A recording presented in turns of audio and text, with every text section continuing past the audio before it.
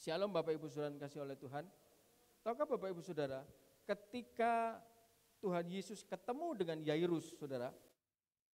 Ketemu dengan Yairus yang anaknya lagi sakit. Yairus ini meminta kepada Tuhan, Tuhan, kamu pergi ke rumahku, kamu jamah anakku ini. Dan Tuhan menurutinya.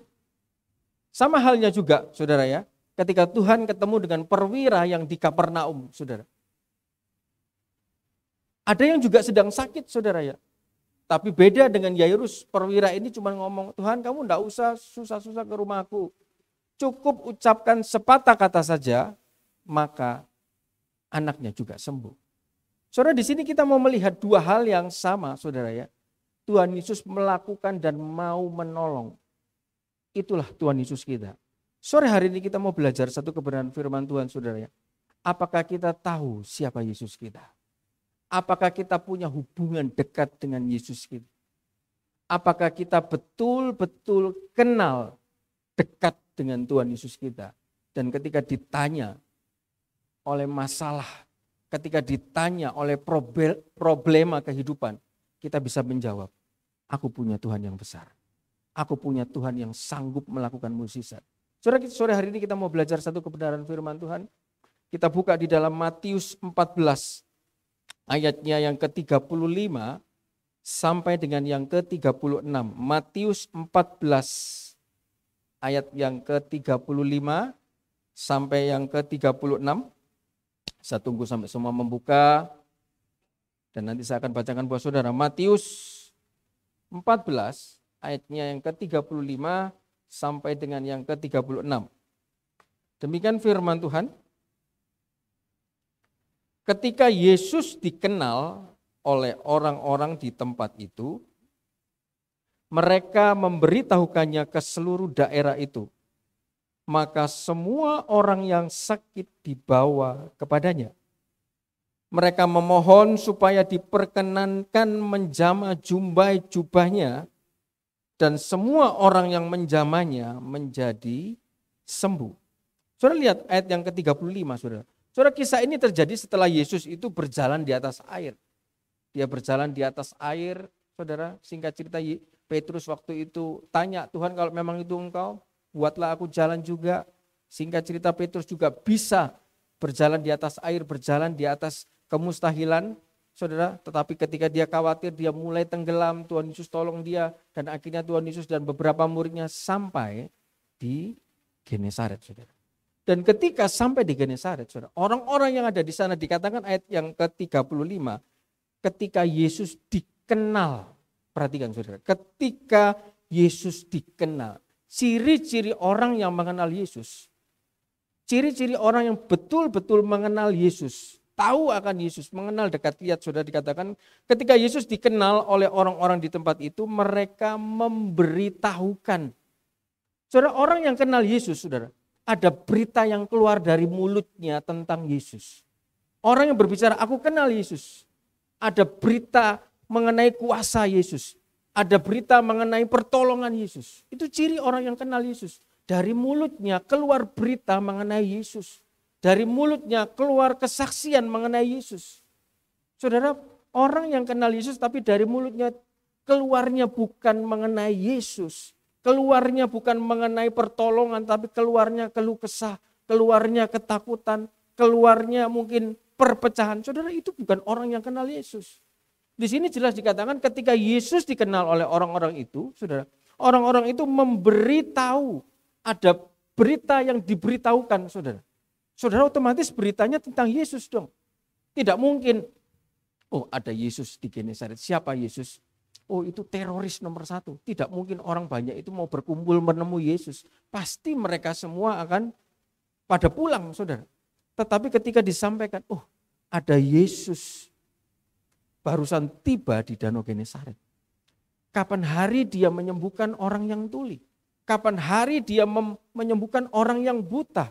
Kapan hari dia itu membangkitkan orang mati? Otomatis saudara, ketika berita tentang Yesus disampaikan, firman Tuhan mengatakan, saudara, iman timbul dari pendengaran akan firman. Ketika berita Yesus disampaikan, lihat saudara apa yang terjadi. Ciri yang kedua, orang yang kenal Yesus itu membawa jiwa datang kepada Yesus. Dikatakan setelah memberitahukannya ke seluruh daerah itu, maka semua orang yang sakit dibawa kepada Yesus. Orang yang kenal Yesus itu bawa jiwa. Orang yang kenal Yesus perhatikan jiwa. Orang yang kenal Yesus, saudara, dia itu baik terhadap jiwa-jiwa yang dipercayakan, saudara. Bukan orang yang kenal Yesus memecahkan jiwa. Itu bukan orang yang kenal Yesus, saudara. Dia berbicara dia kenal Yesus, dia pelayannya Yesus, tapi di gereja membuat orang keluar dari Yesus, saudara. Saudara, itu bukan orang yang kenal Yesus. Ciri yang kedua orang yang kenal Yesus, saudara, dia bawa jiwa datang kepada Yesus. Dan jiwa ini yang dibawa, lihat saudara, dikatakan sakit. Dan yang saya heran, saudara, Alkitab kita ini sungguh luar biasa. Dikatakan banyak yang sakit dibawa kepada Yesus. Dan lihat ayat 36, saudara. Ketika mereka sudah otomatis yang sakit ini kan mendengar berita tentang Yesus. Mereka mulai kenal siapa Yesus. Mereka mulai timbul iman terhadap Yesus. Mungkin ada yang sakit jantungnya, mungkin ada yang sakit pendarahan, mungkin ada yang sakit matanya, telinganya, badannya, ekonominya, keluarganya. Pokoknya dikatakan semua yang sakit dibawa kepada Yesus. Dan yang mukjizat, saudara, ayat 36 dikatakan, mereka memohon supaya diperkenankan menjamah jumbai jubahnya. Dan yang heran, saudara, lihat, dan semua orang yang menjamahnya menjadi sembuh. Saudara, semua, tidak ada satupun yang tidak sembuh. Orang-orang ini yang disembuhkan siapa? Orang yang mendengar berita Yesus. Orang yang mau datang menemui Yesus. Ketika mereka dengar panggilan ilahi. Saudara, kita semua ini ucap syukur, saudara. Tadi pagi sudah diberitakan, saudara. Ya memang setiap minggu diberitakan kalau pagi, oh nanti sore ada ibadah. Itu berarti kan ada panggilan rohani. Dan ketika kita penuhi panggilan itu, kita datang ke rumah Tuhan. Kita datang ke rumah Yesus. Saudara punya imanlah seperti ayat 36 ini, saudara. Semua yang datang memenuhi panggilan itu, saudara, datang di rumah Tuhan. Tidak ada satupun yang tidak sembuh.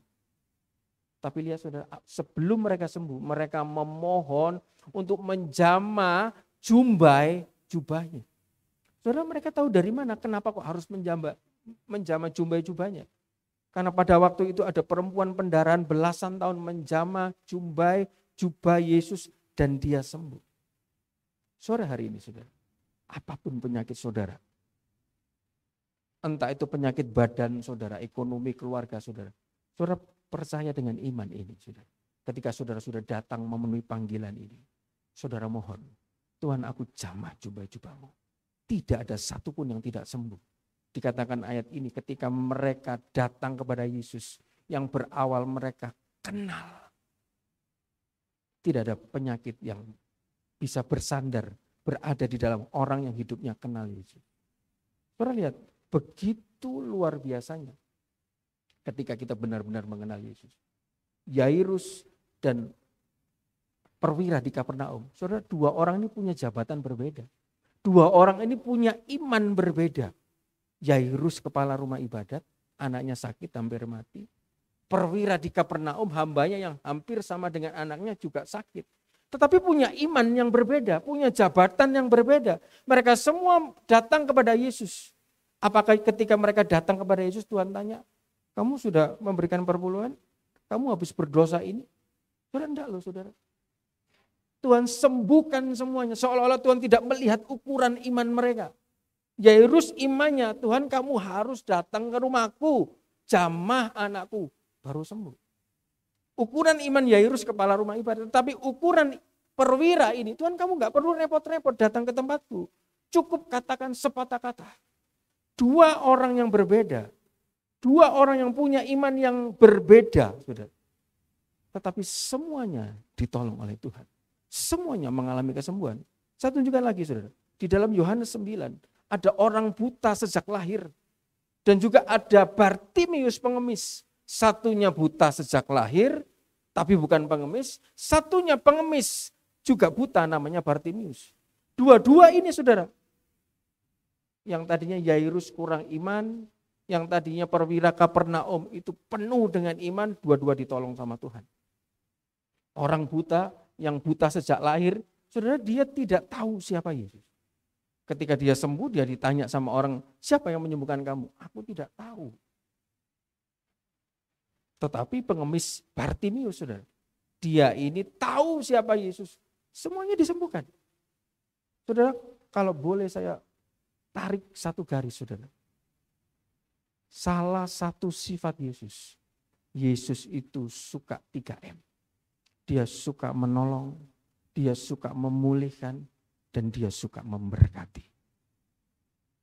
Kita akan belajar, saudara, 3 sifat Yesus. 4 sifat Yesus, saudara. Yang terakhir belum saya kasih nomor, saudara, PowerPoint-nya. Kita sore hari ini kita akan belajar 4 sifatnya Yesus, saudara. Yang pertama, Yesus itu sukanya menolong. Lihat Yairus kepala rumah ibadat, perwira ditolong, Yairus ditolong, pengemis ditolong. Dia tidak melihat siapapun ketika orang itu datang kepada Yesus, pasti mendapat pertolongan. Yesus sukanya menolong, Yesus sukanya memulihkan. Saudara, kita buka di dalam Yesaya 42 ayat 3 sampai dengan yang keempat. Yesaya 42 ayat 3 sampai dengan yang keempat. Ini salah satu sifat Yesus, dia pribadi yang suka memulihkan. Saudara, seringkali kalau kita lihat di sebelah, saudara, ya, ada tanaman yang sudah mati, sudah kering, saudara, dahan-dahannya sudah kering, sudah mulai, kalau bahasa Surabaya, sudah mulai kering dan dingkluk, saudara, ya. Pasti Bapak Gembala, aku potong, bakar. Tapi kita lihat Tuhan Yesus, saudara, di dalam Yesaya 42 ayat 3 sampai dengan yang keempat, dikatakan, buluh yang patah terkulai tidak akan diputuskannya, dan sumbu yang pudar nyalanya tidak akan dipadamkannya. Tetapi dengan setia ia akan menyatakan hukum, ia sendiri tidak akan menjadi pudar dan tidak akan patah terkulai sampai ia menegakkan. Saudara lihat, ada sebuah buluh, sudah dikatakan di sini, yang sudah patah, sudah terkulai, sudah tidak ada harapan. Semuanya mungkin sudah serba tertutup. Tapi lihat, saudara, salah satu sifat Yesus, dia suka memulihkan, tidak dibiarkan sama Tuhan itu terkulai, terpotong, saudara. Dikatakan sama Tuhan akan ditegakkan. Bulu yang terkulai takkan dipatahkannya, sumbu yang telah pudar. Saudara, itu kan lagu itu, lihat, saudara. Sampai diciptakan sebuah lagu ini karena apa? Salah satu sifat Yesus, dia suka memulihkan, saudara. Sumbu yang telah pudar, tidak dimatikan, nyala api. Mungkin hari ini mungkin ada yang rohaninya mulai agak redup, atau mungkin apinya mungkin setengah-setengah. Saudara, percaya datang pada sore hari ini, saudara, Tuhan akan menyalakan api, saudara. Mungkin ada yang sudah pudar, sudah terkulai mungkin ekonominya, terkulai mungkin keluarganya, terkulai apapun juga, serba mulai merunduk, dingkluk, dan bahkan mau mati, saudara. Sore hari ini, saudara, ada satu pribadi yang suka memulihkan. Kita datang ke alamat yang tepat, saudara. Kita datang ke tempat yang tepat sore hari ini. Ada Tuhan Yesus yang suka menolong. Ada Tuhan Yesus yang suka memulihkan. Dan bukan hanya dia suka menolong dan memulihkan, dia pribadi yang suka memberkati. Saudara, di dalam Keluaran 23-25, seperti yang doa saya tadi, saudara. Maka kamu harus beribadah kepada Tuhan Allahmu. Maka roti makananmu dan air minumanmu akan dipenuhkan dan penyakit dijauhkan. Saudara, ini adalah salah satu janji Tuhan. Selain dia suka menolong, selain dia suka memulihkan, dia suka memberkati. Dan ingat, saudara, kalau gurunya kencing berdiri, saudara, gurunya suka menolong, suka memulihkan, suka memberkati. Kalau kita mengaku kita muridnya Tuhan, kita harus mirip dengan Tuhan. Saudara, kita ini semua akan dijadikan mempelainya Kristus. Salah satu ciri mempelainya Kristus dalam Kejadian 24 ayat 20, Ribka mempelainya yang akan disiapkan untuk menjadi istrinya Ishak, saudara. Salah satu kriterianya, saudara, di dalam Kejadian 24 ayat 20, Kamis kemarin dalam doa malam, dia salah satu kriteria mempelai Kristus, dia ada di dekat sumur, suka menimba firman. Tapi sore hari ini, saudara, lihat Kejadian 24 ayat 20, salah satu kriteria mempelai Kristus, saudara. Lihat ayat 20, saya akan bacakan buat saudara. Kemudian segeralah dituangnya air yang dibuyungnya itu ke dalam palungan. Lalu berlarilah ia sekali lagi ke sumur untuk menimba air dan ditimbanyalah untuk semua unta orang itu. Dan orang itu mengamat-amatinya dengan berdiam diri untuk mengetahui apakah Tuhan membuat perjanjiannya berhasil atau tidak. Ya saudara, orang ini akan dijadikan mempelai anak perjanjian. Salah satu sifatnya, dia suka nolong, saudara. Ya kalau cuma sekedar ngasih minum air segelas, saudara. Ribka ini ngasih minum unta, saudara. Satu unta itu puluhan liter. Zaman dulu, saudara, tidak ada yang namanya kompresor sanyu. Tidak ada, saudara. Zaman dulu dia ngambil air, dia harus menimba. Bayangkan dikatakan dia sudah ngasih minum si Eliezer ini, saudara. Tiba-tiba 6 untanya, yang satu unta, taruhlah satu unta. Dia harus minum air 50 liter. 50 liter kali 6, 300 liter, saudara. Seorang perempuan harus menimba air 300 liter. Tapi ciri mempelai Kristus, dia suka nolong. Dia suka memperhatikan, padahal dia tidak kenal orang ini. Tapi karena di dalam hatinya dia suka nolong, saudara. Makanya dia jadi mempelainya Ishak, anak perjanjian. Ciri Tuhan Yesus yang pertama, 3M. Suka menolong, memulihkan, dan memberkati. Harusnya kita anak-anak Tuhan juga sama. Kita juga mau mempunyai hati untuk bisa menolong. Ciri yang kedua, saudara ya. Tuhan Yesus itu adalah El Shaddai. Dia Allah yang maha kuasa. Selain dia suka nolong, suka memulihkan, dan suka memberkati, dia Allah yang maha kuasa. Saudara, sedikit saya akan bawakan, saudara, di doa malam sudah ada, saudara. Tapi Tuhan sore hari ini bukakan yang lain, saudara. Saudara, di dalam Kejadian 17 ayat 1 dikatakan, ketika Abram berumur 99 tahun, Tuhan menampakkan diri kepada Abram dan berfirman kepadanya, Akulah Allah El Shaddai, Allah yang maha kuasa, hiduplah di hadapanku dengan tidak bercela. Saudara, kalau Abram pada waktu itu umur 39, saudara, punya kekuatan yang luar biasa, saudara. Mungkin dia tidak menganggap Allah El Shaddai ini, saudara. Tetapi anehnya Abram pada waktu itu dikenalkan dengan Allah El Shaddai pada saat umurnya 99. Pada saat umurnya sedang mati pucuk, pada saat umurnya sudah lemah, pada saat manusia lahirianya sudah merosot. Saudara, Abram dikenalkan dengan El Shaddai ini di saat dia sedang tidak berdaya. Sore hari ini siapapun kita, apapun ketidakberdayaan kita, ada El Shaddai sore hari ini, saudara. Saudara cukup berdoa kepada El Shaddai, Allah yang maha kuasa, Allah pembuat mukjizat yang sejati, saudara. Maka ketidakberdayaan saudara akan ditolong oleh Tuhan. Asal dikatakan hiduplah dengan tidak bercela. Saudara, kita pending dulu dengan hidup tidak bercela. Kita berbicara dulu mengenai manusia lahiriah yang merosot. Wajar, saudara ya. Umur 99 tahun. Bapak Toga Sirait kalau saya antar pulang, saudara ya. Naik mobil, turun mobil pasti, waduh, agak sedikit capek, saudara. Turun mobil saja. Biarpun mobil saya yang kecil juga, karena sudah umur, saudara. Saudara, orang kalau manusia lahiriahnya merosot, saudara. Cirinya itu 4B.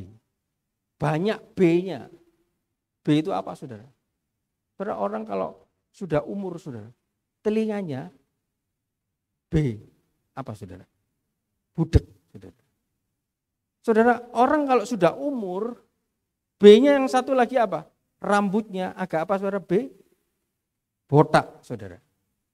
B yang ketiga, saudara.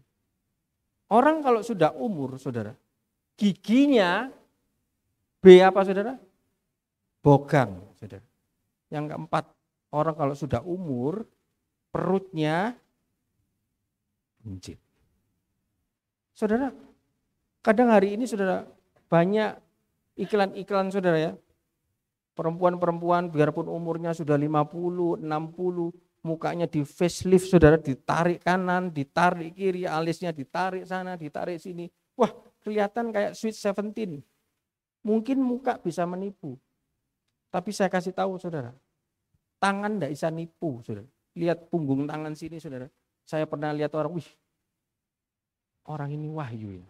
Tapi tak lihat tangannya, wah, wis tua ini, saudara. Tangannya keriput kabeh, saudara. Lu ada yang lihat tangannya sini, saudara, ya kan? Saudara, enggak bisa ditipu, saudara. Orang kalau sudah manusia lahirinya merosot, saudara, pasti banyak yang turun, pasti banyak yang kendor, saudara. Kaleng pun, saudara, makanan kaleng pun kalau sudah mulai melembung, saudara, ini berarti saatnya dia harus kembali ke pabrik. Tetapi firman Tuhan mengatakan apa, saudara, di dalam 2 Korintus 4 ayat 16 mengenai manusia lahiriah yang sedang menurun ini, saudara. 2 Korintus 4 ayat yang ke-16, saudara. 2 Korintus 4 ayat yang ke-16 saya akan bacakan buat saudara mengenai manusia lahiriah yang merosot ini, saudara. Demikian firman Tuhan ayat yang ke-16. Sebab itu kami tidak tawar hati, tetapi meskipun manusia lahiriah kami semakin merosot, namun manusia batinia kami dibaharui sehari ke sehari. Saudara, biarpun manusia lahirinya merosot, 4B tadi, saudara, mungkin budek, bogang, butak, buncit, saudara, matanya burek sekalian, saudara, semuanya klop. Saudara, lahiriah boleh menurun, tapi batinia, manusia rohani tidak boleh menurun. Saudara. Saudara, jangan sampai orang tambah umur, tambah cerewet, tambah umur, tambah suka marah, saudara. Cirinya orang yang tambah umur, saudara, di rumah kresek-kresek, saudara, bekas-bekas bungkus, dilipat-lipat, ditaruh selorokan. Saudara. Wah, itu orang yang sudah rodok-rodok tuwek, saudara, ya kan. Mulai nyimpen-nyimpen barang-barang bekas, saudara, kresek-kresek disimpan, saudara, ya kan, dilempit, bungkus-bungkusnya bekas. Oh, ini kok saya api, ya kan. Saya bilang sama istri saya, ya terus simpen-simpen kayak gitu-gitu terus, ya kan. Kayak wong tuwek ae, buang, ya kan. Ngapain nyosok? Barang-barang begitu disimpan, dilempit, ditaruh selorokan. Saya buka selorokan, wih, penuhi selorokan ini. Saudara, manusia lahiriah boleh menurun, tapi manusia batinia jangan sampai menurun, saudara. Jangan tambah tua, tambah cerewet, tambah suka marah, tambah emosian. Saudara, ini sudah dekat pabrik. Mau kembali ke pabrik, expirednya sudah mau habis, saudara. Abraham pada saat manusia lahiriahnya menurun, saudara. Dia tidak tawar. Manusia batinianya semakin naik, saudara. Dikatakan, saudara, tidak tawar hati. Saudara, orang Kristen kalau hidupnya tawar, saudara, dia akan diinjak. Saudara, di dalam Matius 5 ayat 13. Matius 5 ayat 13 dikatakan kita ini adalah garam dan terang dunia. Apa jadinya kalau garam itu sudah tidak asin lagi selain dibuang dan diinjak orang? Saudara, selain dibuang dan diinjak orang, hidupnya sudah mulai tawar, saudara. Rohaninya sudah mulai tawar, pelayanannya sudah mulai tawar, ikut Tuhannya sudah mulai tawar, saudara. Saudara, firman Tuhan mengatakan apa gunanya kalau tidak dibuang, diinjak. Berarti kan lebih kotor dari, mohon maaf saudara ya, kotoran sapi. Kotoran sapi pun masih bisa dipakai pupuk, saudara. Tapi kalau garam sudah tidak punya rasa, sudah tawar, saudara. Hidup manusia Kristen kalau mulai tawar, saudara, tidak ada rasanya, tidak dingin, tidak panas, firman Tuhan dimuntahkan. Tapi sore hari ini belajar, kalau tawar, diinjak-injak, direndahkan. Saudara, orang kalau tawar hati, saudara, kita nanti akan belajar, saudara, satu contoh orang yang tawar hatinya. Saudara, di dalam Amsal pun 24 ayat 10, saudara, kita juga diingatkan pada masa kesesakan, janganlah kita tawar, saudara, supaya kekuatan kita ini tidak kecil, saudara. Tapi kalau pada masa kesesakan, pada saat kita mengalami masalah, kita marah, kita tawar, tidak percaya, bingung, khawatir, takut, bimbang, saudara. Amsal 24 ayat 10 dikatakan, kecil kekuatan kita, saudara. Tapi kalau menghadapi masalah, kita tidak tawar. Biarpun kita sudah umur, rambut saya sudah tak lihat, wah, istri saya bilang, rambutmu akeh putih nih. Oh iya, enggak apa-apa. No. Saudara, kadang manusia boleh semakin tua, saudara. Semakin umur-umurnya bertambah, mendekati yang maha kuasa, saudara. Harusnya semakin lebih baik, saudara. Harusnya rohaninya semakin lebih bagus, bukan semakin merosot, saudara. Firman Tuhan mengatakan apa, saudara ya? Kalau hidup kita ini tawar, saudara, hidup kita ini di dalam ini cuma dua, saudara. Ada roh, ada daging. Tinggal kita ini hidup secara roh atau hidup secara daging. Di dalam Matius 26 ayat 41, saudara, roh memang penurut, tapi daging ini lemah, saudara. Saudara, daging ini tidak bisa mengikuti kemauannya Tuhan, ini tidak bisa, lemah, saudara. Dia dalam bertemu dengan maunya Tuhan, kehendak Tuhan, daging ini lemah, saudara. Tinggal dalam hidup kita ini yang kuat mana? Roh kita atau daging kita? Mana yang lebih kuat? Jawabannya cuma satu. Yang lebih kuat adalah yang sering dimakani itu apa? Setiap hari, saudara, mungkin nanti kita makan, saudara. Setelah selesai ibadah kita makan. Pagi kita makan. Pagi kalau saya berenang di sini, saudara, saya makan kepala ikan, saudara, makan. Dagingnya dimakani. Pulang juga kadang kalau istri buat makanan, saya makan lagi. Malam juga makan. Kuat kan, saudara? Karena makan terus. Ada bakso lewat dipanggil, so bakso. Ada tautek lewat, tautek. Dimakan, saudara, dipanggil. Tapi rohnya, mana yang lebih kuat? Saudara bisa jawab sendiri. Apakah saudara sering memberi makan rohnya? Saudara dengan datang ke gereja, ini saudara sedang memakani roh saudara. Saudara dengan ikut kebaktian doa pagi Zoom, saudara, yang kadang mungkin waduh pagi, bosen. Tapi itu saudara sedang memberi makan roh saudara. Saudara dengan baca Alkitab, itu saudara sedang memberi makan roh saudara. Dan kalau setiap hari diberi makan, saudara, pasti saya percaya, roh ini akan gemuk, roh ini akan kuat. Ketika menghadapi masalah, tidak gampang goyah, tidak gampang takut, tidak gampang tawar, saudara. Berapa banyak, saudara, ngakunya gelarnya hamba Tuhan, ngakunya gelarnya pelayan Tuhan, sudah ada di atas mimbar, saudara.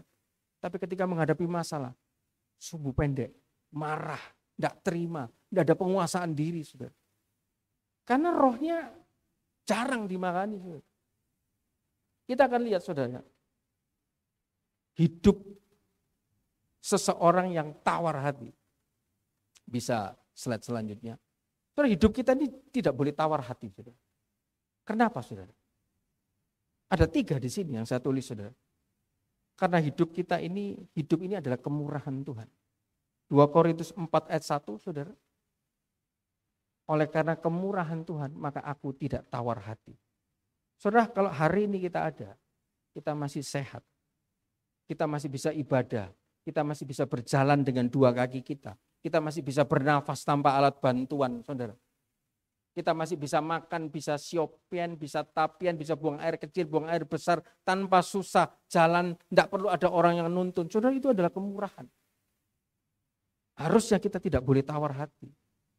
Saudara, kalau berbicara kemurahan, saudara, semua orang, saudara, kalau doa penutup jadi kepala, bukan jadi ekor, naik terus dan tidak turun. Otomatis kan orang kepingin jadi kepala, kepingin jadi besar, saudara. Salah satunya orang bisa jadi besar, saudara, dalam Mazmur 18 ayat 36. Saudara, itu adalah berkat kemurahan Tuhan. Bukan dengan kekuatan sendiri, saudara. Mazmur 18 ayat ke-36, kau berikan kepadaku perisai keselamatanmu, tangan kananmu menyokong aku, kemurahanmu membuat aku besar.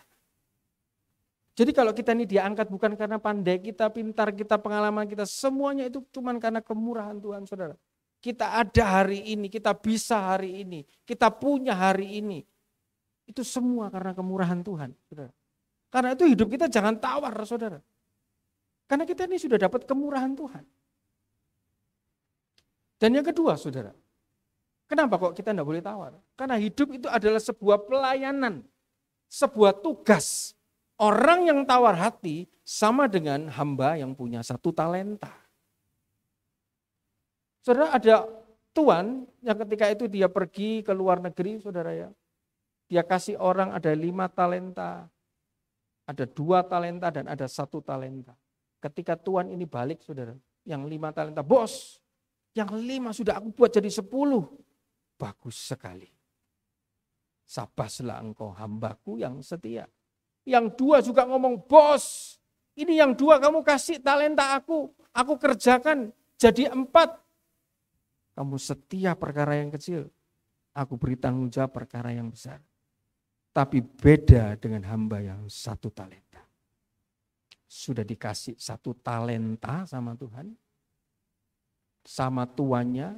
Lihat saudara, apa yang dilakukan hamba 1 talenta ini. Kita buka dalam Matius 25.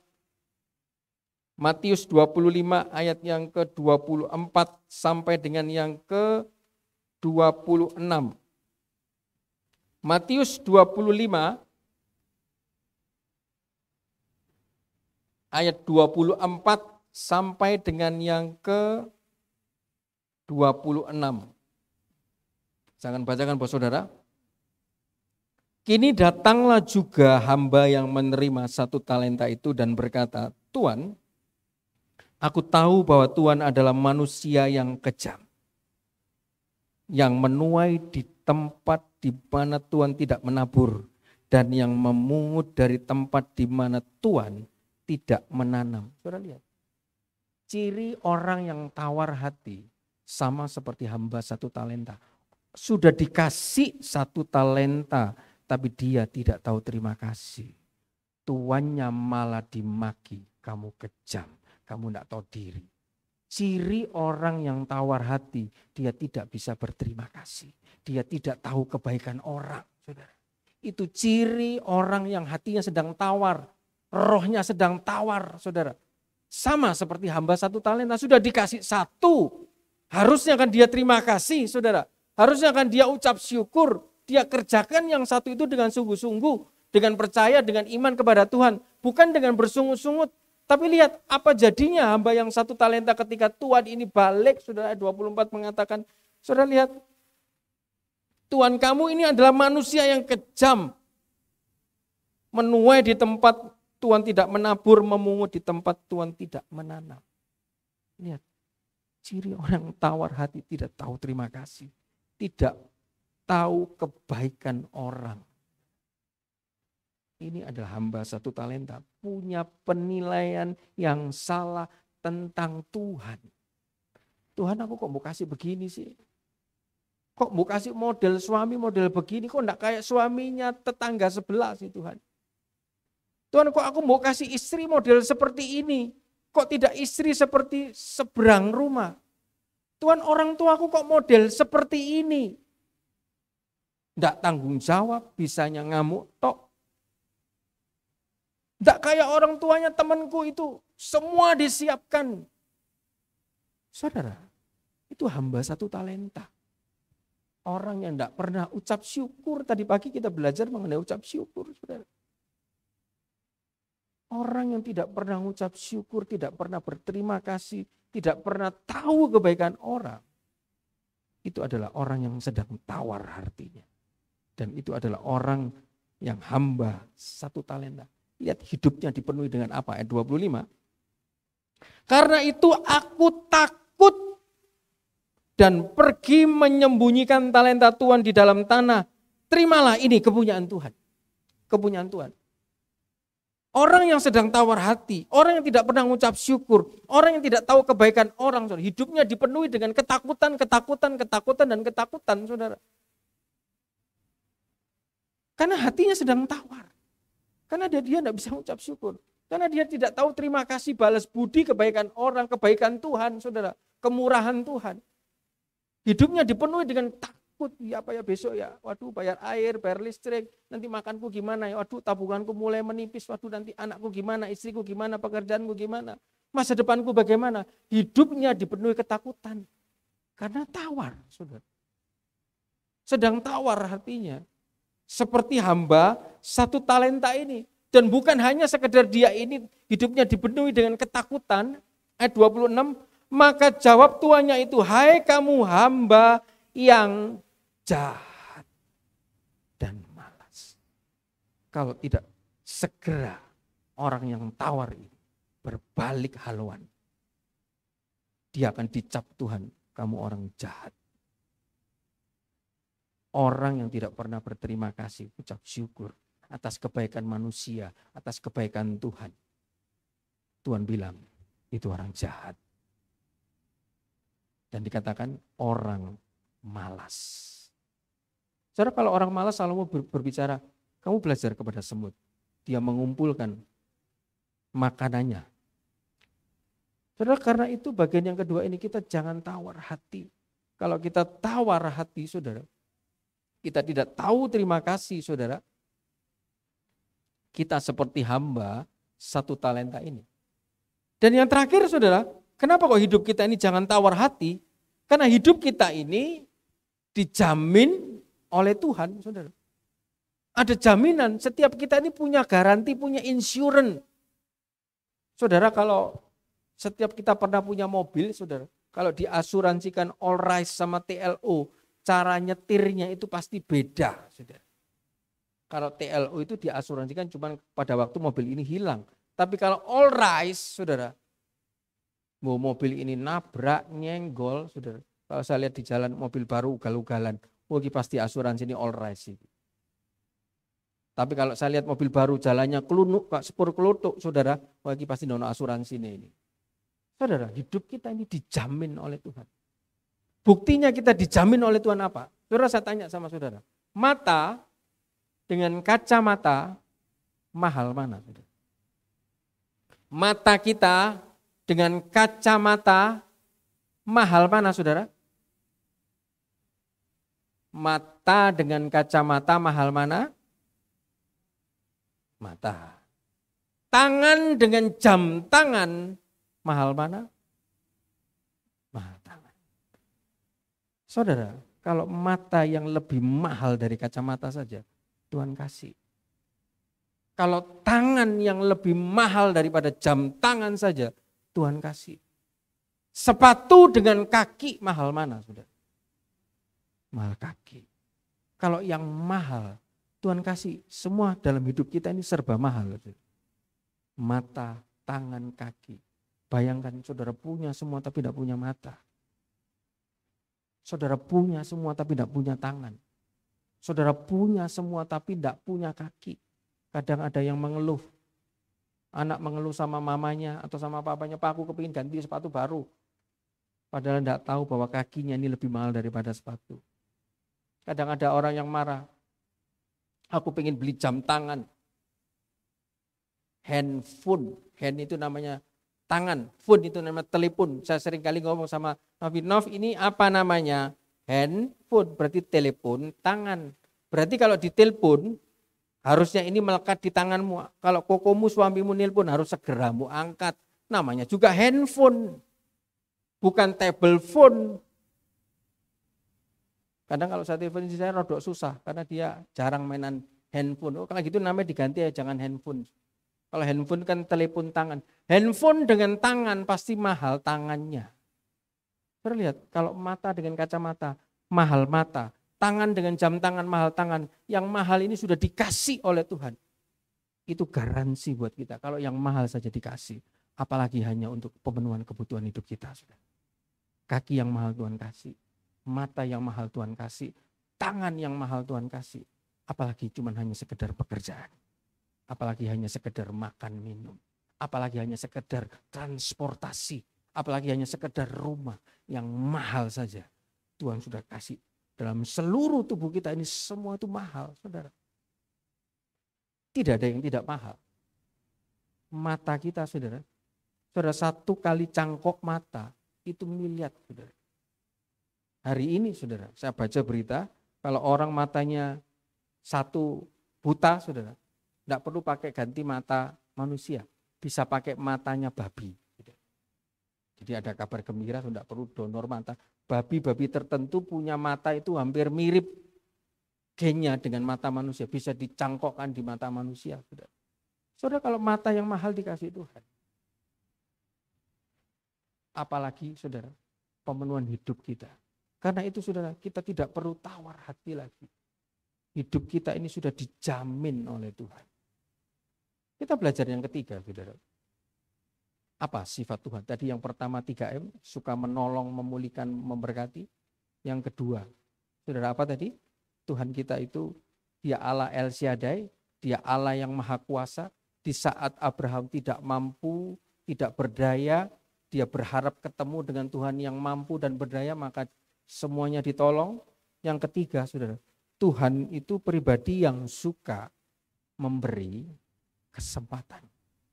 Saudara, kita baca di dalam Hakim-Hakim 15 ayat 20.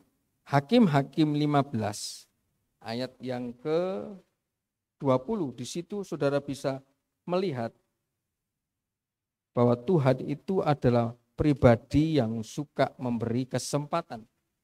Hakim-Hakim 15 ayat yang ke-20. Saya akan bacakan buat saudara. Ia memerintah sebagai hakim atas orang Israel dalam zaman orang Filistin 20 tahun lamanya. Saudara, kelihatannya kalau saudara membaca sekilas begitu saja, saudara tidak dapat apa-apa. Tapi ketika saya membaca ini, saya renungkan ini, saudara. Ia memerintah sebagai hakim atas orang Israel dalam zaman orang Filistin 20 tahun lamanya. Tak baca, tak ulangi. Tiba-tiba saya ingat, saudara. Saudara, kalau di dalam raja-raja, satu raja ganti raja A, ganti raja B, selalu diakhiri dengan raja A ini memerintah selama 30 tahun. Habis itu selesai, saudara. Diganti raja B. Ceritanya, hidupnya, anaknya, perangnya. Habis itu yang paling terakhir pasti raja ini memerintah selama 50 tahun. Akhirnya selesai. Ganti raja C. Ketika saya baca Simson, dalam Hakim-Hakim 15 ayat 20, dikatakan Simson memerintah orang Israel pada zaman orang Filistin 20 tahun lamanya. Harusnya kan Simson sudah selesai. Harusnya pasal 15 ini sudah ditutup akhir hidupnya Simson. Tapi lihat saudara, ayat 16 masih ada ternyata Simson. Padahal Alkitab kalau di dalam ilmu apologetik saudara ya, itu pasti kata-kata ini untuk kata-kata penutupan, kata-kata penyelesaian. Selesai Raja A, Hakim A, selesai memerintah 20 tahun, 30 tahun, 60 tahun.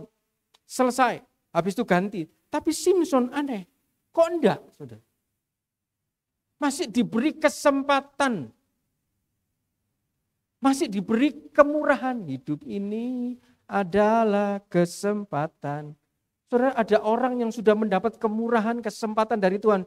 Waduh, dia ngomong sama saya, waduh Lek, aku ini kapan hari pernah kecelakaan, sudah kecelakaan, hampir mati, kepalaku hampir 1 senti sama banyak truk. Tapi aku ditolong sama Tuhan, berarti kan dia sudah dapat kesempatan.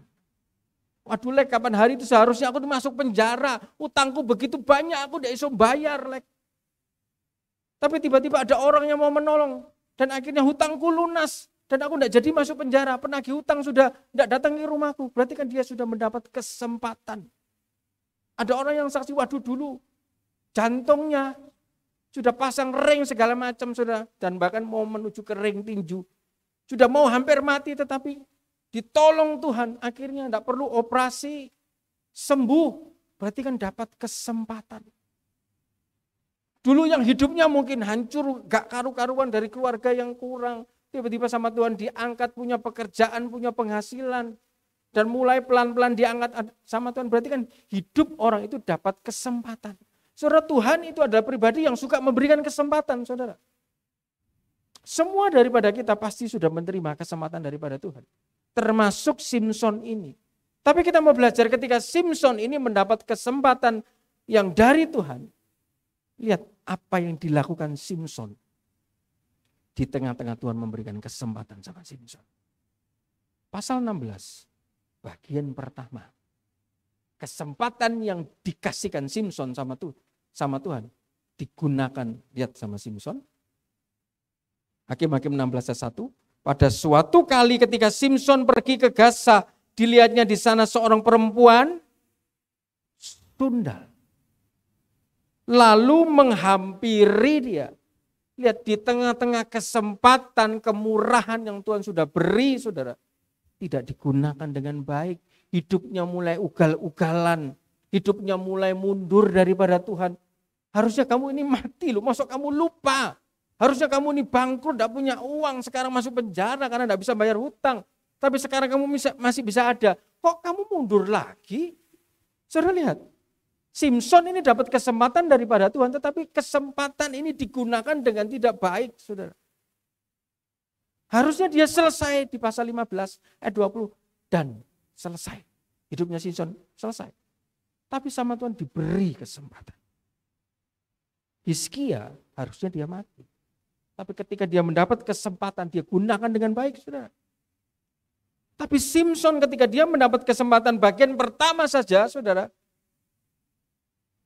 dia menghampiri perempuan sundal. Setelah menerima kesempatan daripada Tuhan, justru dia tidak setia, tidak malah lebih setia kepada Tuhan, tidak malah lebih tamsutnya sama Tuhan, tidak malah lebih sungguh-sungguh, tetapi malah mengumbar hawa nafsu dan menyakiti hati Tuhan. Saudara, sore hari ini, semua daripada kita termasuk saya, saudara, sudah menerima kesempatan daripada Tuhan. Bukan hanya dalam hal hidup, hal pekerjaan, masa depan, keuangan. Semua daripada kita sudah menerima kesempatan. Pertanyaannya, sudahkah kita menggunakan kesempatan itu dengan baik? Simson ini tidak menggunakan kesempatan ini dengan baik. Dia malah mengumbar hawa nafsunya, saudara. Saudara, kalau dalam Alkitab itu tidak enak, perempuan sundal. Tapi lihat, saudara, tambah hari. Kalau dikatakan, oh kamu sundal kamu, wah kan ekstrim. Tapi hari ini lebih diperhalus. Perempuan pramunikmat. Hampir sama dengan kalau di sales namanya pramuniaga. Kalau kita ke restoran, waitersnya namanya pramusaji. Kalau di pesawat namanya pramugari. Tapi perempuan sundal ini, saudara, hari-hari ini diperhalus. Dosa mulai dibungkus dengan sesuatu yang bagus. Pramunikmat. Saudara, hati-hati. Zaman kita mendekati zaman yang sedang akhir, saudara. Dosa itu mulai dibungkus. Oh, ini harusnya dosa. Oh, dah, ini tidak dosa. Ini pramunikmat. PSK, pekerja. Dinamakan ini pekerja, saudara. Seperti karyawan yang lain. Seks komersial. Waduh.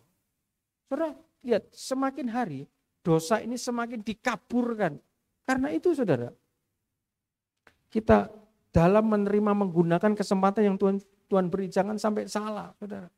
Kalau salah, saudara, Simson lihat, harusnya dia bisa selesai dengan Simson yang mengangkat pintu gerbang, dia mati selesai. Tapi lihat, akhirnya matanya dicungkil, dibuat jadi badut, dijadikan bahan tontonan, bahan tertawaan. Karena kesempatannya tidak digunakan dengan baik. Anak-anak selama masih punya orang tua, gunakan kesempatan yang baik. Suami-suami selama masih ada istri, gunakan kesempatan yang baik. Istri-istri selama masih ada suami, gunakan kesempatan yang baik. Kita semua jemaat selama masih ada gembala, saudara, gunakan kesempatan yang baik. Kita harus gunakan semua kesempatan yang baik, saudara. Tapi Simson ini tidak bisa menggunakan kesempatan yang baik. Karena apa, saudara? Karena Simson tidak pernah memuliakan nama Tuhan. Kenapa kok Simson ini tidak bisa menggunakan kesempatan yang baik? Saudara, di dalam Hakim-Hakim 15 ayat 16. Lihat perkataan Simson. Hakim-Hakim 15 ayat 16. Berkatalah Simson, dengan rahang keledai bangsa keledai itu ku hajar. Harusnya dia akan ngomong, dengan kemurahan Tuhan, dengan pertolongan Tuhan, musuh itu bisa kukalahkan. Berapa banyak hari ini, saudara, orang yang tidak pernah memuliakan nama Tuhan. Oh, saya sukses, ya saya rajin. Saya sukses ya karena saya setia sama Tuhan. Ini loh, saya punya iman, seolah-olah dibungkus dengan kerohanian. Ini loh, saya banyak uang karena iya ini kalau bukan saya enggak bisa. Semuanya saya. Saudara, itu adalah orang yang egois, hanya berpikir untuk diri sendiri, saudara. Simpson, lihat dia tidak pernah memuliakan Allah. Pernah Simpson berkata di dalam, saudara baca Hakim-Hakim, besar kemuliaan Tuhan. Orang yang tidak bisa menggunakan kesempatan itu adalah orang yang tidak pernah memuliakan nama Allah, saudara. Saudara belajar memuliakan Allah. Saudara bagaimana cara memuliakan Allah? Apakah dengan angkat tangan? Dengan menyanyi? Itu salah satu cara. Tapi ketika saya menyiapkan ini, saudara, saya teringat Amsal 3 ayat 9 sampai 10. Salomo mengajari kita bagaimana cara memuliakan Allah. Bisa dibuka dalam Amsal 3 ayat 9. Muliakanlah Tuhan dengan hartamu dan dengan hasil pertama dari segala penghasilanmu. Kita berhenti sampai di situ dulu. Saudara, tiba-tiba saya ingat satu kisah. Saudara, ada kesaksian, saudara. Ada seorang taci-taci. Dia nangis-nangis, saudara. Dia datang ke seorang konselor, saudara. Dan konselor ini adalah hamba Tuhan. Nangis, guru-guru, kenapa Ci kamu kok nangis? Kamu kesini naik mobil, tak lihat kamu bawa tas-tas bermerek, jamu merek semua, kamu ada kalung, ada emas. Kenapa kok kamu? Bapak Ibu yang dikasihi Tuhan. Susah saya loh, kamu susah apa? Suamiku punya rumah lagi, lo kan harusnya ucap syukur lah, suamimu punya rumah. Tapi aku enggak tahu suamiku punya rumah, ternyata dia punya rumah yang tidak aku tahu dan di situ diisi perempuan lain. Dia nangis. Loh Ci, kamu kan harusnya bahagia. Aku enggak butuh semua ini. Saudara lihat. Hartanya banyak, bisa punya rumah, mobilnya mewah, pakaiannya bermerek, tasnya branded. Tiba-tiba konselor ini ngomong, makan nonton Cici. Taci harus memuliakan Tuhan dengan harta. Iya benar, aku salah sama suami, sama Tuhan. Loh salah apa? Dulu suamiku ini mau pakai hartanya untuk nyumbang gereja. Sama aku, ojo wis gereja wis oge. Ge opo ngasih gereja maneh kenaan gembalane. Harta yang tidak dimuliakan dengan Tuhan akan dipakai oleh setan. Harusnya harta ini dipakai memuliakan Tuhan. Maka hidup orang itu, harta orang itu dipakai oleh Tuhan. Tapi kalau tidak diizinkan Tuhan memakai harta orang itu, maka harta orang itu akan dipakai oleh setan. Dia tambah nangis taci ini, saudara. Salah satu cara memuliakan nama Tuhan bukan hanya sekedar kita berdiri di sini, tapi firman Tuhan jelas mengatakan muliakanlah Tuhan dengan hartamu. Hasilnya ayat 10 apa, saudara? Maka lumbung-lumbungmu akan diisi penuh sampai melimpah-limpah dan bejana pemerahanmu akan meluap dengan air buah anggurnya. Lihat, saudara. Jangan jadi orang yang pelit.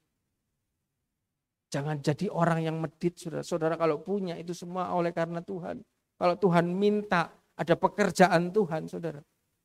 Kadang Tuhan izinkan saudara butuh, tiba-tiba di tengah-tengah saudara butuh, tiba-tiba ada kebutuhannya Tuhan juga. Tuhan mau lihat hati kita. Kamu mau lebih mendahulukan saya atau kepentinganmu? Saudara, saya bisa berbicara seperti ini karena saya sering ngalami, saudara. Ayo, kamu kan butuh. Kurang toh? Ini di depan ini ada urusanku. Kamu mau lebih milih mana? Saudara, kalau hidup orang tawar hati, pasti lebih milih dirinya sendiri.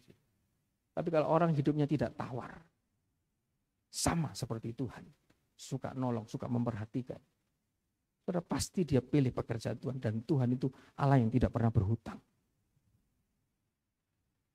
Saya kasih 1, Tuhan kembalikan 10.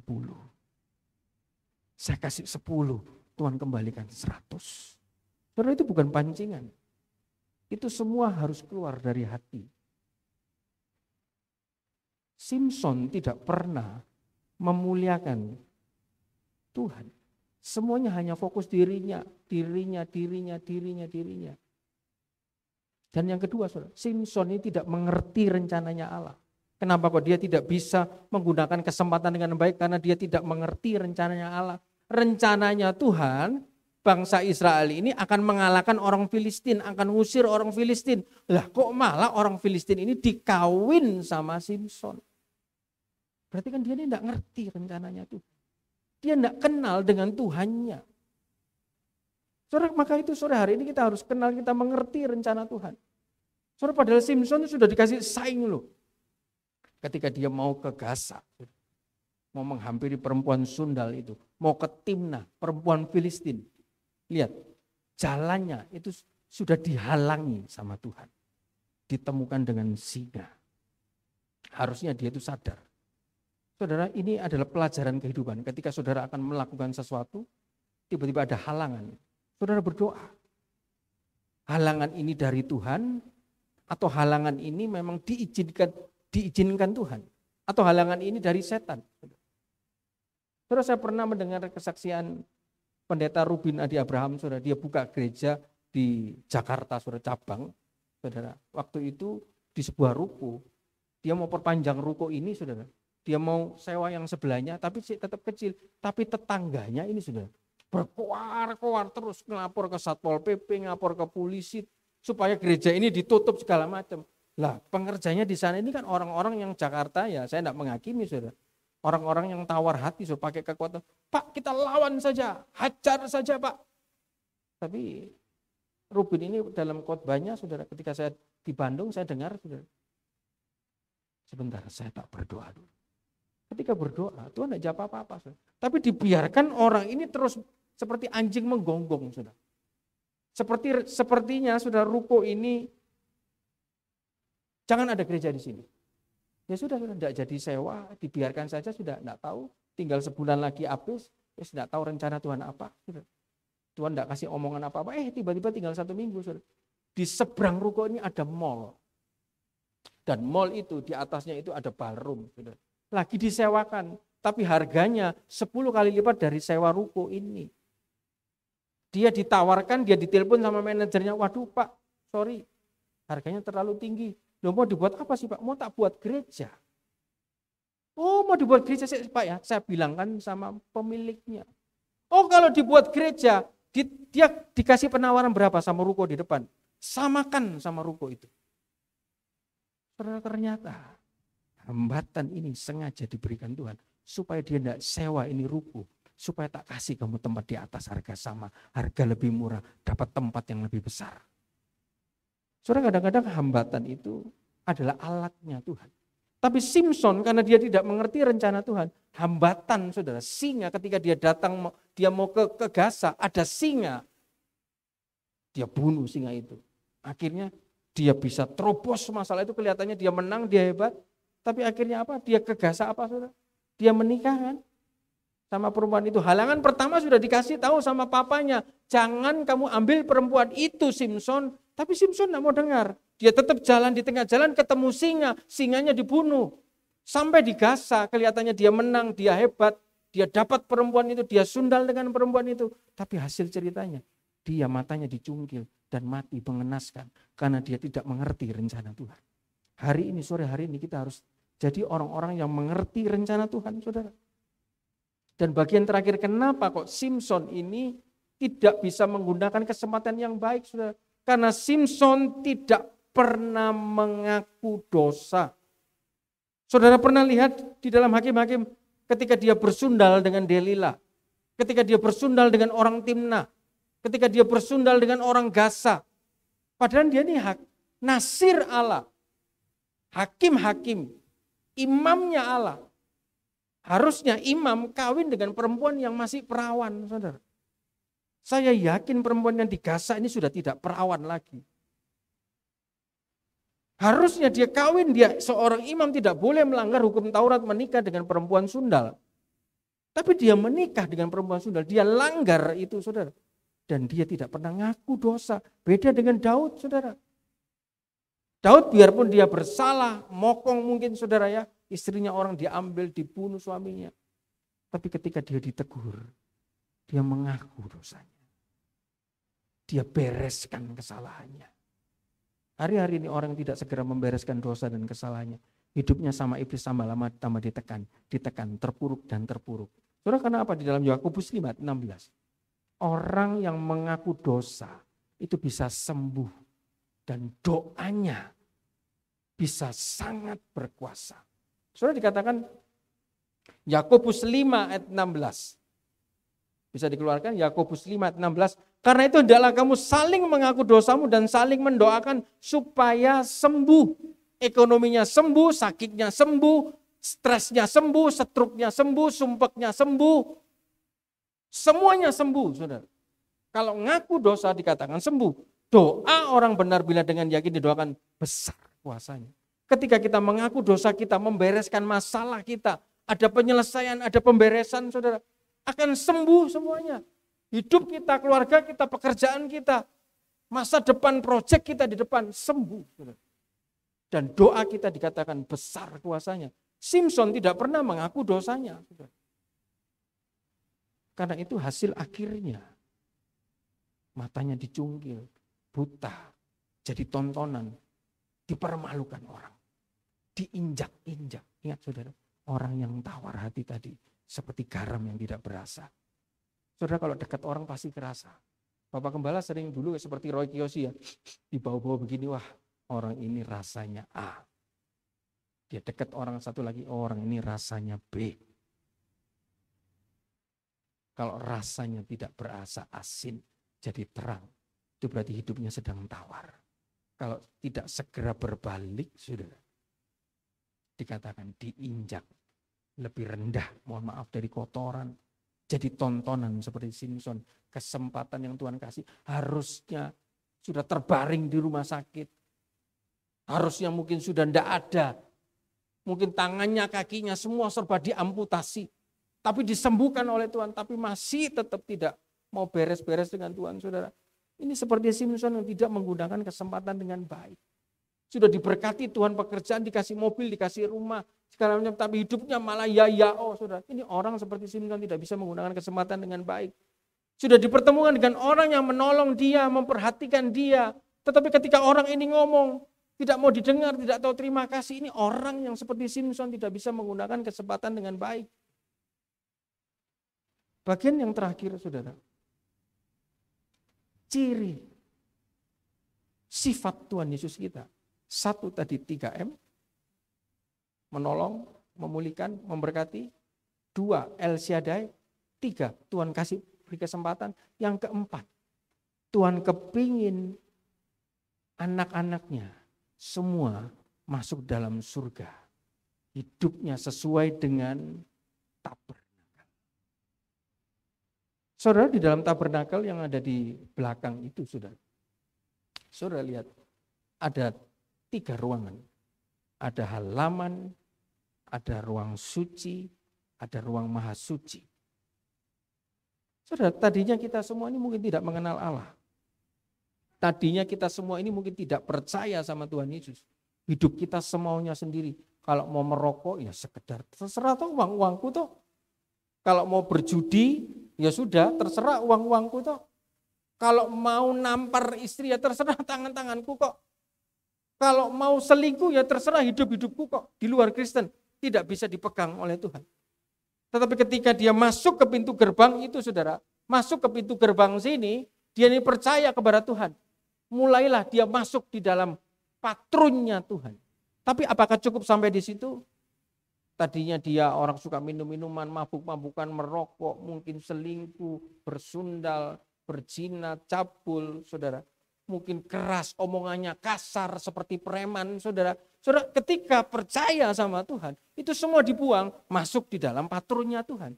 Ketika masuk di dalam patrunnya Tuhan, saudara, lihat dia sudah ada pagar yang mengelilinginya. Ada pagar yang mengelilinginya. Tapi Tuhan mau hidupnya orang tidak sampai di sini, saudara. Tuhan mau hidupnya orang terus masuk ke sini. Ketika dia sudah masuk pintu gerbang, dia harus mengaku semua dosanya, dibakar semua dosanya, saudara. Mengaku semua dosanya. Dari dosa zaman kecil sampai dia sebelum dibaptis. Setelah itu semua dosanya lunas. Setelah dia dibaptis, berarti mulai lagi dari nol. Umur 30 dibaptis, berarti umur 30 yang akan diperhitungkan sampai dia meninggal. Umur 0 sampai 29 tidak diperhitungkan. Karena dia sudah dibaptis, sudah dihapus semua dosanya. Apakah berhenti sampai di sini? Saudara, di sini itu rame loh, saudara. Ada orang bawa kambing, bawa domba, bawa kerbau, saudara. Ada orang yang mau, sebentar aku dulu, aku mau pengampunan dosa, aku habis selingkuh. Sebentar, aku habis ngamuk-ngamuk, aku habis meso, perkataanku kasar. Sebentar, aku habis mencuri. Ini loh aku bawa kerbau, ini loh aku bawa ini. Rame, saudara. Situasinya riuh, Kristen halaman. Orang-orang yang ada di tempat halaman, saudara. Ketika menghadapi masalah, hidupnya bisa tenang, saudara. Rame saja, ribut saja, riuh. Panas, saudara. Karena di halaman tidak ada tudungnya.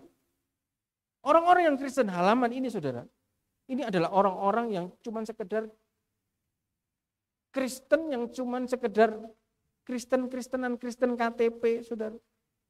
Minggu bertobat, Senin kumat, Senin sampai Sabtu kumat, Minggu tobat lagi, Senin sampai Sabtu kumat lagi. Saudara, seperti itu terus hidupnya. Hidupnya tidak ada perlindungan. Tapi Tuhan mau orang itu tidak berhenti sampai dibaptis. Dia harus masuk ke ruang maha suci, saudara. Masuk ke ruang suci. Dan di ruang suci ini, saudara, ada 3 alat. Ada pelita, ada meja roti pertunjukan, ada mezbah dupa. Saudara, orang yang sudah dibaptis dengan air, ditenggelamkan semua dosanya, dia orang ini harus dibaptis Roh Kudus. Dan ciri orang yang masuk di dalam ruang suci, Kristen ruang suci, saudara, dia harus punya ciri 3 alat ini. 3 alat ini adalah pelita. Pelita itu ada 9. Ada 7. 7 ini menggambarkan 7 jemaat Tuhan. Orang yang bersekutu. Orang yang ada di dalam ruang suci. Dia tidak suka menyendiri. Mungkin nanti di belakang ada acara. Tidak mau ikut, aku tak pulang. Orang yang ada di ruang suci, dia mau bersekutu. Dia mau blend, dia mau berkumpul, sudah tidak membeda-bedakan orang. Orang yang ada di ruang suci, dia datang berjemaat di gereja, bukan online, saudara. Itu orang yang ada di dalam ruang suci, dia harus punya gambaran seperti pelita. Bisa bersekutu, bisa berjemaat. Dan juga ada mezbah roti pertunjukan. Orang yang ada di ruang suci, hidupnya penuh dengan firman. Perkataannya firman, tindakannya sesuai dengan firman. Tapi kalau perkataannya cabul, perkataannya marah, emosi, benci, memecahkan, saudara, ngerasani, ngileni, saudara.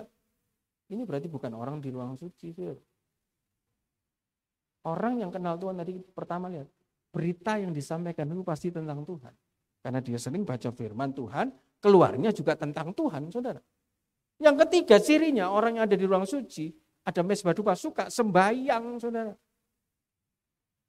Dan lihat, saudara, di ruang suci ini beda dengan di halaman. Di ruang suci ini lihat, ada tudungnya, ada tabirnya, ada perlindungan. Dan di sini saudara lihat, saya tidak ada waktu lagi, di sini ada dari kulit lumba-lumba, saudara. Ada kain ungu segalanya, itu punya artinya. Orang yang masuk di dalam ruang suci, hidupnya penuh dengan doa, hidupnya baca firman, hidupnya mau bersekutu, saudara. Itu saudara, dia hidupnya ada tudungnya. Ada perlindungannya. Orang yang masuk dalam ruangan suci ini, saudara, ketika dia mungkin bekerja, mungkin ada orang yang berniat jahat, tapi karena dia ada di dalam ruangan suci, suka baca firman, suka berdoa, suka bersekutu, saudara dilindungi sama Tuhan. Hidupnya benar sesuai dengan firman. Saudara, saya pun juga masih tidak sempurna, tapi sebagai satu kesaksian bukan ini untuk menyombongkan diri saya, saudara. Ketika saya mau datang doa malam di sini, saudara, pada waktu itu hari Kamis sudah ini tahun yang lalu, saudara. Saya ke doa malam, saya mau titip anak saya. Tapi karena waktu itu saya pulang dari meeting agak malam, agak sore, saudara, istri saya Gwen sama Queen ini masih belum siap, saudara. Jadi akhirnya waktunya agak, sudah mepet ini. Akhirnya saya ngebut, saudara. Naik mobil HRV, di Pacar Keling, saudara. Tiba-tiba ketika saya buanter, ada istri saya, ada anak saya, karena saya mau titip anak saya ke Manyar ke orang tua saya, saudara. Tak buanter naik HRV, wah nanti kalau telat ini tidak enak ini. Jadi pelayan Tuhan nanti tidak jadi contoh. Ngebut saya, saudara. Tiba-tiba ngebut di Pacar Keling, sebelah kanan ini pasar. Nyelonong sepeda motor, saudara. Wah, nyelonong sepeda motor, orang mohon maaf pakai, itu dia bawa anak kecil lagi, enggak pakai helm, saudara. Tiba-tiba saya enggak nututi ngerem, saudara. Cerit, saudara. Tiba-tiba sepeda motor ini sudah ada di depan moncong HRV saya. Dan tiba-tiba 2 orang ini terpental kurang lebih 3-4 meter. Waduh. Terus bayangan saya, mobilku pesok. Masalah, kiri kanan sudah pasar. Habis jatuh, perempuan itu sudah nuding-nuding saya. Ada kerumunan orang banyak, weh turun weh. Waduh, ini gimana ini? Saya berdoa, Tuhan tolong. Ampun, saya salah, aku ngebut. Aku salah, tapi tujuanku ngebut dan aku gak telat ke rumahmu. Tuhan tolong saya. Entah apa yang ada dalam pikiran saya. Tiba-tiba saya buka kaca. Dan dikasih keberanian marah. SIM-mu mana? Kamu enggak pakai helm. Semua orang itu, saudara. Yang tadinya, weh turun weh, minggir weh. Diam lihat saya ngamuk, saudara. Sepeda motor yang benar. Kamu keluar dari kiri kok enggak rating. Pikirkan sepeda motormu, saya mau lewat.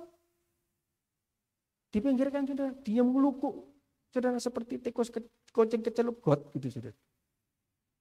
Saudara, setelah itu saya jalan pelan-pelan sambil lihat keadaan, saudara, jalan pelan-pelan. Diam semua orang-orangnya, saudara. Saudara, kadang-kala kita dalam bekerja, dalam berusaha, kita tidak pernah tahu. Tapi ketika hidup kita ini kita jaga benar, kita baca firman, kita mau bersekutu, kita mau berdoa, ada perlindungan daripada Tuhan. Dan kita teruskan, kita masuk ke dalam ruang maha suci. Saudara, di dalam Wahyu 11 ayat 1, orang yang tidak penuh dengan firman, orang yang tidak penuh dengan doa, orang yang tidak mau bersekutu berjemaah di dalam gereja, itu berarti Kristen halaman. Dan Kristen halaman ini ada Kristen yang akan diinjak-injak oleh iblis, oleh antikris, dan Kristen ini akan diserahkan sama bangsa untuk dijajah. Saudara, ini bukan omongan saya, di dalam Wahyu 11, saudara, saya akan bacakan buat saudara sebagai ayat terakhir. Kemudian diberikanlah kepadaku sebatang buluh seperti tongkat pengukur, rupanya dengan kata-kata yang berikut, bangunlah dan ukurlah bait suci Allah dan mezbah dan mereka yang beribadah di dalamnya. Tetapi kecualikan pelataran bait suci yang di sebelah luar, janganlah engkau mengukurnya, karena ia telah diberikan kepada bangsa-bangsa lain dan mereka akan menginjak-injak kota suci 42 bulan lamanya. Saudara, ini adalah pewahyuan ketika zaman antikris, orang yang hidupnya Kristen halaman, saudara, tidak segera masuk di ruang suci, dia akan ketinggalan, akan diinjak-injak antikris, saudara. Hidupnya penuh dengan kemarahan, penuh dengan emosi, omongannya kasar, saudara. Tidak bisa halus, tidak pernah baca firman, tidak pernah berdoa, tidak mau bersekutu, saudara. Masih Kristen halaman. Tidak ada perlindungan, tidak ada penyertaan Tuhan. Yang dikerjanya bocor, yang dikerjanya tidak berhasil, saudara. Hasil tapi cuma sedikit, habis terima sedikit, bocor lagi, saudara. Karena Kristen halaman. Tidak ada perlindungan, tidak ada tudungnya. Saudara, Tuhan tuh sudah baik loh. Tuhan mau menyiapkan perlindungan asal kita masuk, saudara. Nak masuk, ayo masuk ke ruang suci. Ayo baca firman. Ayo bersekutu, ayo tanggal semua dosamu, bereskan semua, selesaikan semua. Masa kamu mau hidup penuh dengan kepahitan, hidup penuh dengan mungkin tidak enak, belum beres-bereskan semua. Masuk ruang suci, kamu mau tak lindungi. Saudara, kebaikan Tuhan jangan kita sia-siakan. Pada kesempatan sore hari ini, kita belajar hal yang baik, saudara. Tuhan itu suka menolong, memberkati, melindungi. Tuhan itu Allah yang Maha Kuasa. Tuhan suka memberikan kesempatan dan Tuhan mau kita masuk di dalam ruang suci dan ruang maha suci. Puji Tuhan, demikian firman Tuhan. Semoga bisa menjadi berkat. Saya kembalikan kepada Bapak.